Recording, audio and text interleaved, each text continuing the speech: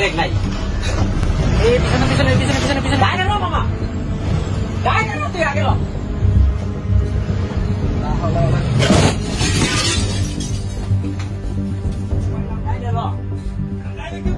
আগে গাড়ি লো, গাড়ি লো, কি করছিস তো? কইলাম গাড়ি লো, গাড়ি কেমন লো বলা?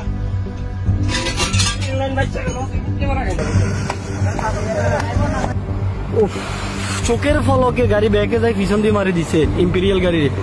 ব্রেক নাই। এই পিছনে পিছনে পিছনে পিছনে পিছনে গাড়ি লো মামা, গাড়ি লো, তুই আগে লো।